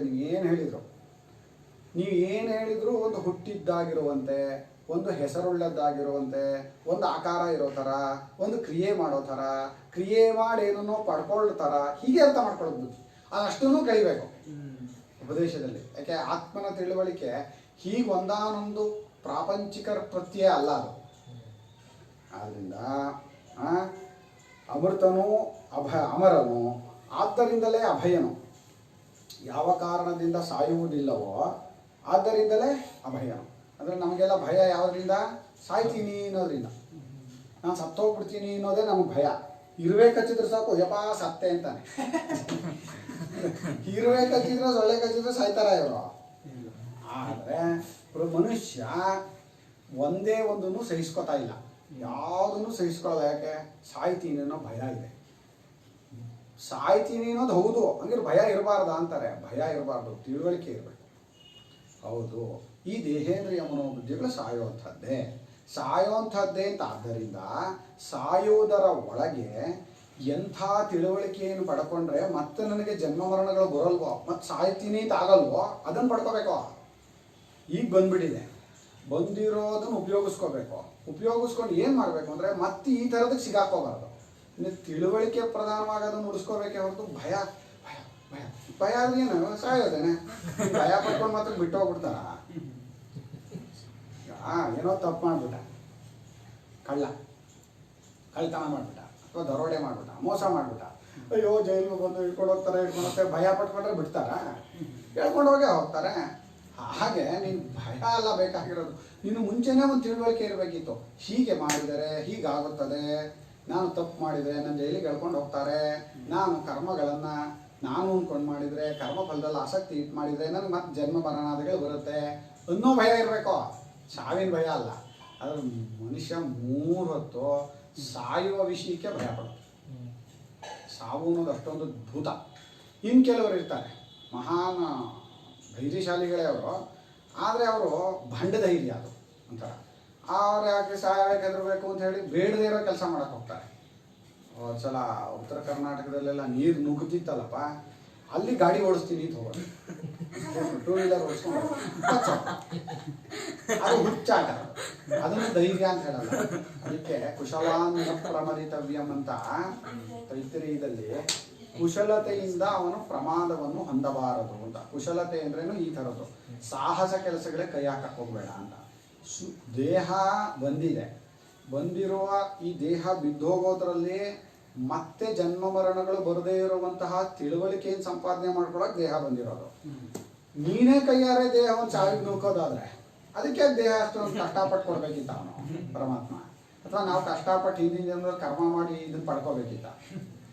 ಈಗ ಅದನ್ನ ಕರ್ಮ ಸೇರ್ಕೊಳ್ತೀವಿ, ಇವನಿಗೆ ತಾನಾಗೆ ಸಾವಿಗೆ ತಳ್ಳಿದ್ನಲ್ಲ ಇದನ್ನ, ಅದಕ್ಕೆ ಆತ್ಮಹತ್ಯೆ ಅಂತ ಹೆಸರು. ಆತ್ಮಹತ್ಯೆ ಅಂದರೆ ನಾನು ಯಾವ್ದು ಅಂದ್ಕೊಂಡಿದ್ದೀವಿ ಅದನ್ನೆಲ್ಲ ಹತ್ಯೆ ಮಾಡ್ತಾ ಇದ್ರೆ ಅದೆಲ್ಲ ಆತ್ಮಹತ್ಯೆನೇ. ನಿಜವಾದ ಆತ್ಮಹತ್ಯೆ ಎಲ್ಲರೂ ಮಾಡಿದ್ದೀವಿ. ಯಾವುದೋ ಆತ್ಮನು ಇದ್ದರೂ ಕೂಡ ಅವನು ತಿಳ್ಕೊಂಡಿಲ್ವಲ್ಲ. ಆಚಾರ್ಯರು ಈಚಾವಾಸ್ಯದಲ್ಲಿ ಬರೆದ್ರು, ಏಕೇಚ ಆತ್ಮಹನೋ ಜನಾಹ ಜಾಗದಲ್ಲಿ ಆ ಆತ್ಮನು ಸರ್ವಶಕ್ತನೂ ಆಗಿದ್ದುಕೊಂಡು ನಾವೇ ಆಗಿದ್ದರೂ ಕೂಡ ಅವನ ತಿಳುವಳಿಕೆ ಇಲ್ಲದೆ ಇರೋದ್ರಿಂದ ಆ ಸರ್ವಶಕ್ತ ಸರ್ವಜ್ಞತ್ವಾದಿ ಗುಣಗಳು ನಮ್ಮಲ್ಲಿ ತೋರ್ಕೋತಾ ಇಲ್ವಲ್ಲ, ಅದರಿಂದ ಅವನು ಇದ್ರೂ ಸತ್ತಾಗೆ ತಾನೆ, ಈ ಬೆಲೆನೇ ಕೊಟ್ಟಿಲ್ವಲ್ಲ ನಾವು ಅವನಿಗೆ. ಅದರಿಂದ ನಾವೆಲ್ಲ ಆತ್ಮಹತ್ಯೆ ಮಾಡೋರೆ. ಆದರೆ ಇದು ಇನ್ನೂ ಕೀಳುವಂಥದ್ದು, ನಾನು ಅಂತ ಅಭಿಮಾನ ಪಟ್ಕೊಂಡಿದ್ದನ್ನೇ ಸಾಹಸಕ್ಕೆ ಇದು ಮಾಡಿ ತಳ್ಳೋದು ತುಂಬ ತಪ್ಪದು. ಶರೀರ ಅದಕ್ಕೆಲ್ಲ ಬಂದಿರೋದು. ಶರೀರ ಇರೋದು ಅಶರೀರನಾಗುವುದಕ್ಕೆ. ಶರೀರ ಬಂದಿರೋದು ನಾನು ಅಶರೀರನಾಗಿದ್ದೀನಿ ತಿಳ್ಕೊಳ್ಳೋಕ್ಕೆ. ಅದಕ್ಕೆ ಶರೀರ ಬೇಕೇ ಬೇಕೋ. ತಿಳುವಳಿಕೆ, ಚಿಂತನೆ ಮಾಡೋದು, ಏನಾದ್ರು ಸಾಧನೆ ಮಾಡೋದು ಅನ್ನೋದು ಶರೀರದಲ್ಲೇ ಹೊರತು ಶರೀರ ಇಲ್ಲದೆ ಇರುವಾಗ ಯಾವ ಸಾಧನೆನೂ ಮಾಡೋಕ್ಕಾಗಲ್ಲ ನಾವು. ಅದರಿಂದ ಶರೀರ ಇರುವಾಗ ಅದಕ್ಕೆ ಉಪಯೋಗಿಸ್ಕೋಬೇಕು. ಅಭಯನು ಅದ್ವಯನು ಅಂದರು. ವೈ ಅನ್ನೋದು ಪ್ರಸಿದ್ಧಾರ್ಥ.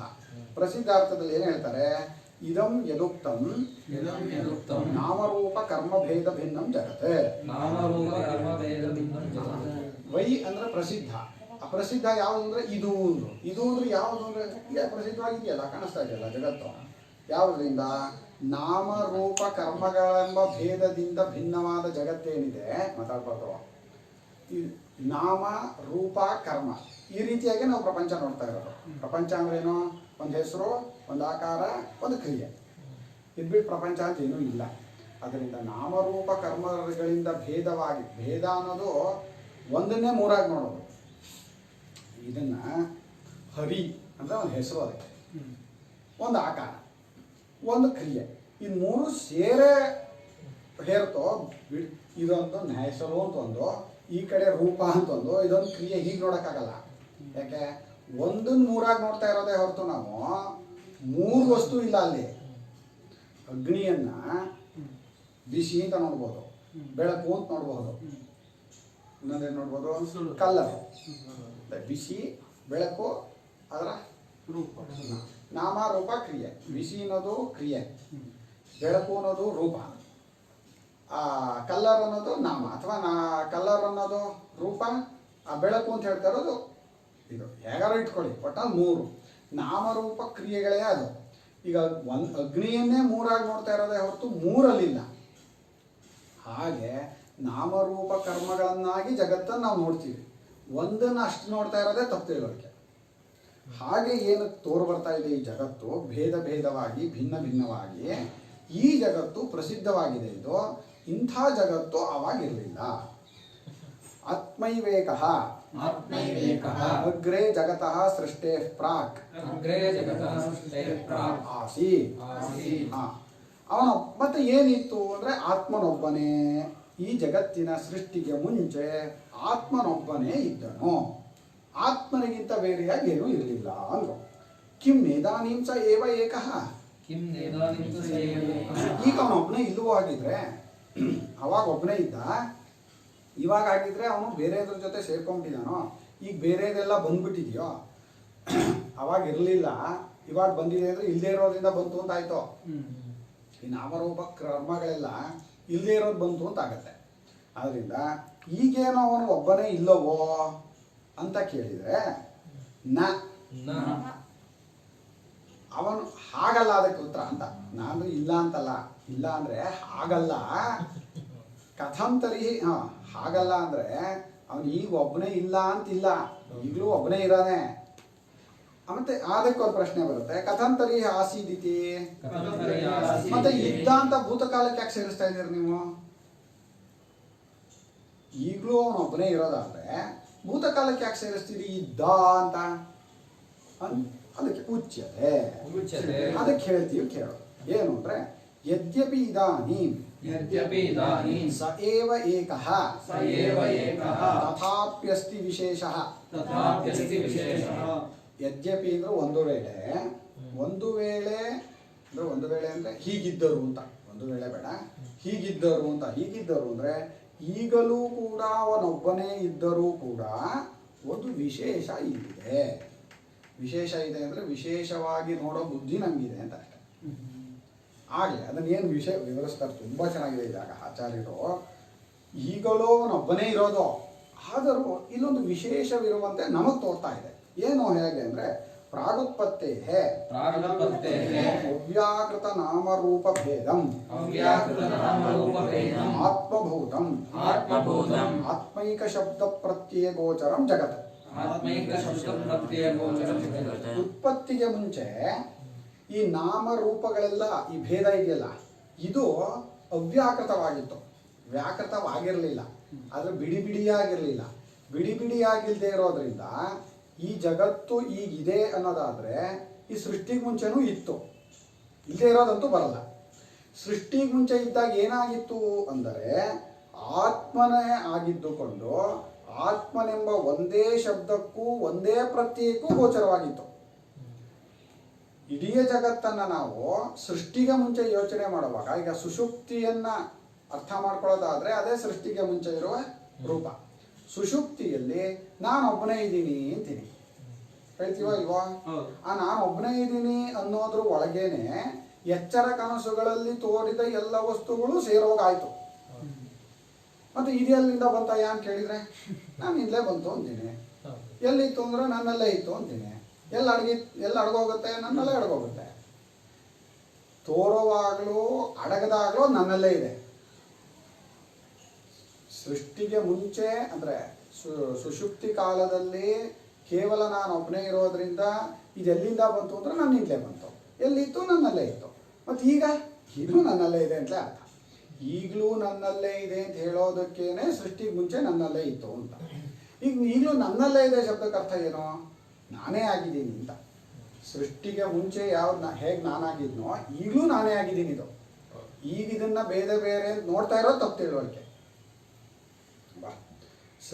ಉತ್ಪತ್ತಿಗೆ ಮುಂಚೆ ಈ ನಾಮರೂಪ ಭೇದಗಳೆಲ್ಲವೂ ಅವ್ಯಾಕೃತವಾಗಿ ಬಿಡಿ ಬಿಡಿಯಾಗದೆ ಆತ್ಮನೇ ಆಗಿದ್ದುಕೊಂಡು ಆತ್ಮನೆಂಬ ಒಂದೇ ಶಬ್ದಕ್ಕೂ ಒಂದೇ ಪ್ರತ್ಯಯಕ್ಕೂ ಗೋಚರವಾಗಿತ್ತು.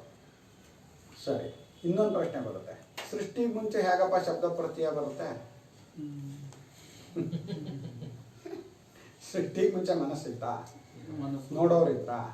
ನೋಡಿಸ್ಕೊಳ್ಳೋ ವಸ್ತು ಇತ್ತಾ? ಮತ್ತೆ ಯಾವ ಶಬ್ದಕ್ಕೆ ಯಾವ ಪ್ರತ್ಯಯಕ್ಕೆ ಯಾರಿಗೆ ಗೋಚರ ಆಯ್ತು? ಈಗಲಿಂದ ಹೇಳ್ಬೇಕು. ಎಲ್ಲಿ ನಿನಗೆ ಶಬ್ದ ಪ್ರತ್ಯಯ ಗೋಚರವಾಗುತ್ತೋ ಅಲ್ಲಿಂದ ಹೇಳ್ತಾ ಇರೋದು. ಸೃಷ್ಟಿಗೆ ಮುಂಚೆ ಆಗತ್ತೆ ಅಂತ ನಾವು ಹೇಳ್ತಾ ಇಲ್ಲ. ಎಲ್ಲಿದ್ದಾಗ ನಿನಗೆ ಭೇದದ ತಿಳುವಳಿಕೆ ಬರುತ್ತೋ ಅಲ್ಲಿದ್ದುಕೊಂಡಾಗ ಅದನ್ನು ಊಹೆ ಮಾಡ್ಬೇಕು ನೀನು. ಅದು ಬಿಟ್ಟು ಅಲ್ಲಿ ಇಲ್ಲ ಅಂತಲೇ ಹೇಳ್ತಾ ಇದೀವಲ್ಲ, ಮುಂಚೆ ಏನು ಇರಲಿಲ್ಲ ಅಂತ ಹೇಳ್ತಾ ಇದೀವಲ್ಲ ಅಲ್ವಾ? ಮತ್ತೆ ಭೇದವಾಗಿ ಇರಲಿಲ್ಲ, ಒಬ್ಬನೇ ಆಗಿತ್ತು ಅನ್ನೋ ಹೇಳೋದ್ರಲ್ಲಿ ಏನು ವಿಶೇಷ ಅಂದರೆ ಈಗಲೂ ಒಬ್ಬನೇ ಆಗಿದ್ದಾನೆ ತಿಳುವಳಿಕೆ ಬರೋದಕ್ಕೋಸ್ಕರ. ಏನೂ ಇಲ್ಲದೆ ಇರೋದ್ರಿಂದ ಆತ್ಮನೊಬ್ಬನಿಂದಲೇ ಬಂದಿದೆ ಅಂದರೆ ಈಗಲೂ ಇದು ಆತ್ಮನೇ ಆಗಿದೆ ಅನ್ನೋದು ತಿಳ್ಕೊ. ಅದನ್ನು ಗಟ್ಟಿ ಮಾಡೋಕ್ಕೋಸ್ಕರವಾಗಿ ಬಂದಿದೆ ಅಂತ ಹೇಳ್ತಾ ಇರೋದೇ ಹೊರತು ಬಂದಿದೆ ಅನ್ನೋದ್ರಲ್ಲಿ ತಾತ್ಪರ್ಯ ಇಲ್ಲ. ಇದಾನೀಂ ಇದಾನೀಂ ವ್ಯಾಕೃತ ನಾಮರೂಪ ಭೇದತ್ವಾತ್ ವ್ಯಾಕೃತ ನಾಮರೂಪ ಭೇದತ್ವಾತ್ ಅನೇಕ ಶಬ್ದ ಪ್ರತ್ಯಯ ಗೋಚರಂ ಅನೇಕ ಶಬ್ದ ಪ್ರತ್ಯಯ ಗೋಚರಂ ಆತ್ಮೈಕ ಶಬ್ದ ಪ್ರತ್ಯಯ ಗೋಚರಂಚ ಇತಿ ವಿಶೇಷಃ. ಆತ್ಮೈಕ ಶಬ್ದ ಪ್ರತ್ಯಯ ಗೋಚರಂ ಚ ಇತಿ ವಿಶೇಷಃ. ಈಗಲಾದರ ಈ ನಾಮರೂಪಗಳೆಲ್ಲವೂ ಬಿಡಿ ಬಿಡಿಯಾಗಿದೆ.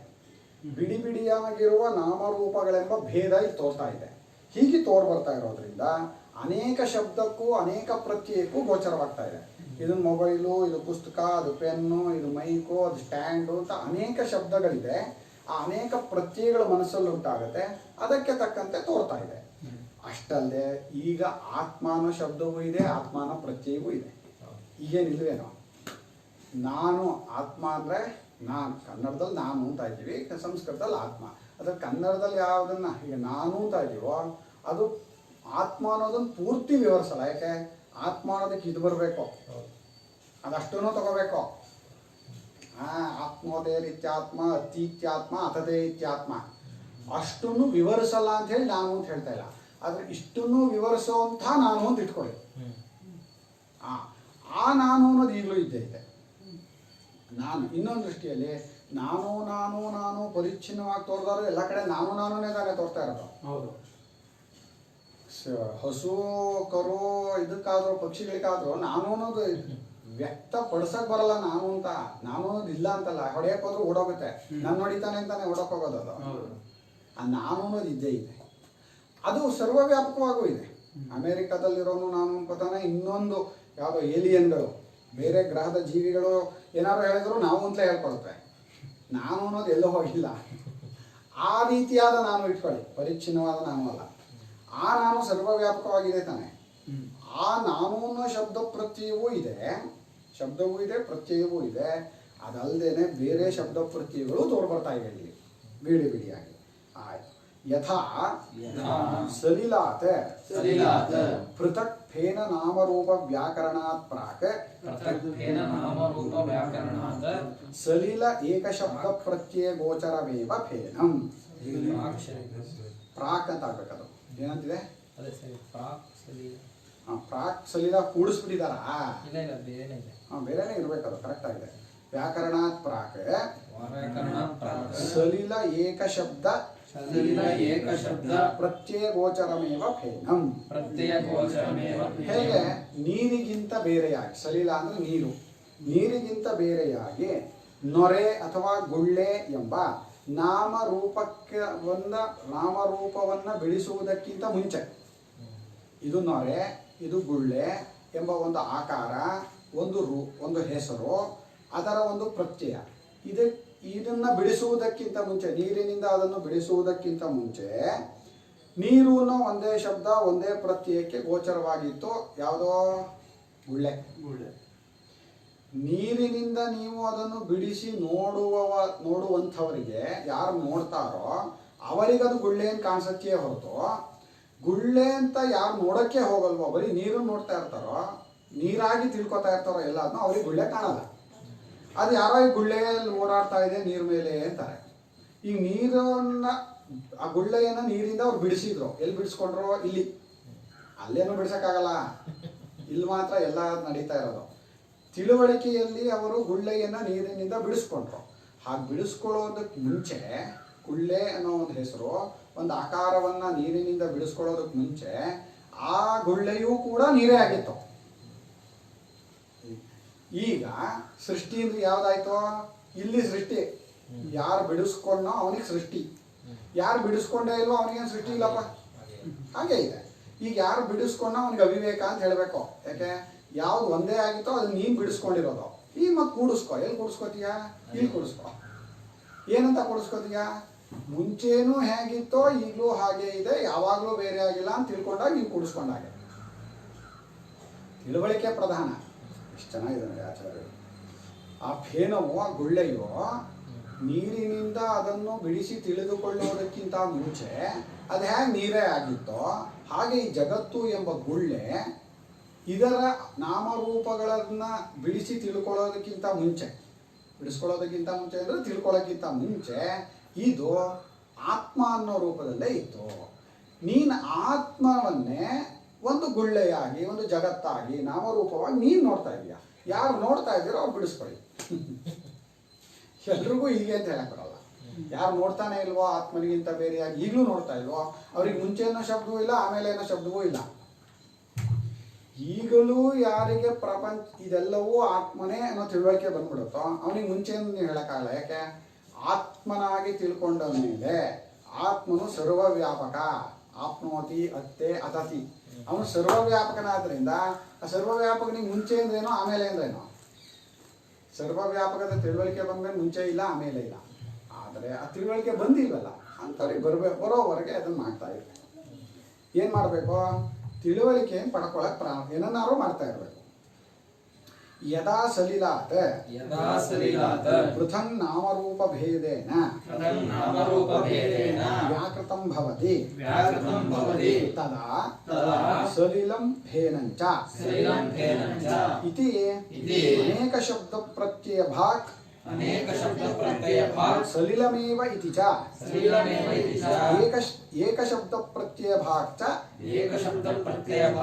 ಭೇನಂ ಭವತಿ ತದ್ವತ್.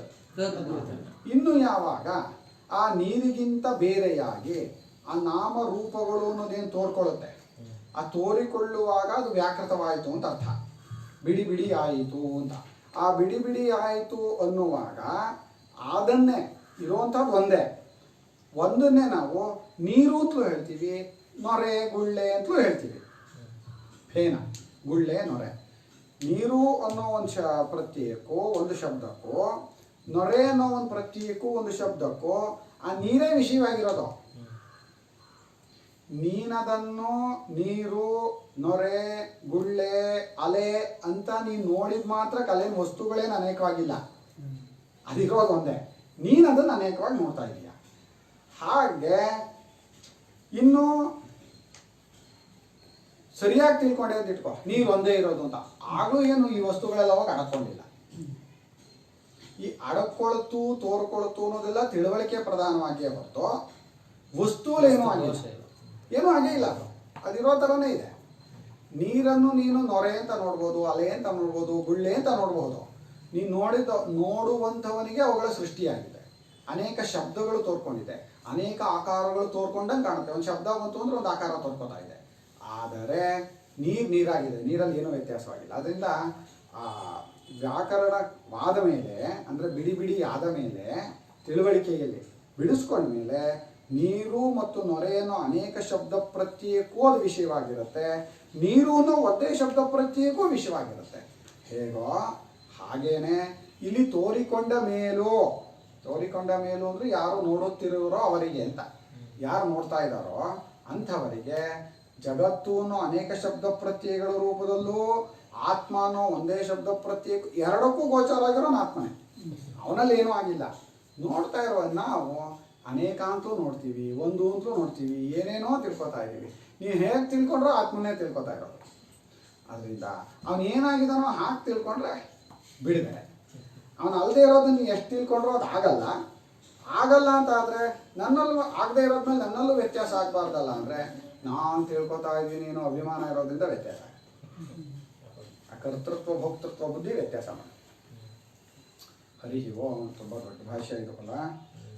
ಮುಂದೆ ನಾಳೆ ಮುನ್ನಾಳೆ ತುಂಬ ಒಳ್ಳೆ ಚಿಂತನೆ ಇದೆ ಇದರಲ್ಲೆಲ್ಲ. ಅದ್ಭುತ ಆಳವಾದ ಚಿಂತನೆ ಇದೆ.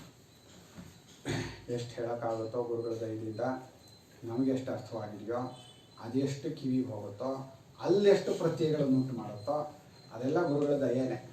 ಎಲ್ರಿಗೂ ಆ ಚಿಂತನೆ ಆಳವಾಗಿ ಉಳ್ಕೊಂಡು ಈಗಲೂ ಕೂಡ ನಾವು ಪರಮಾತ್ಮನಿಗಿಂತ ಬೇರೆಯಾಗಿಲ್ಲ, ಪರಮಾತ್ಮನಿಗಿಂತ ಬೇರೆಯಾಗಿ ದೇಹೇಂದ್ರಿಯ ಮನೋಬುದ್ಧಿರೂಪವಾದ ಜಗತ್ತು ಅನ್ನೋದು ಇಲ್ಲವೇ ಇಲ್ಲ ಅಂತ ಗೊತ್ತಾದರೆ ಅದು ಸದ್ಗುರುವಿನ ಅನುಗ್ರಹ. ಅದಾಗಲಿ. ಹರಿ ಓಂ.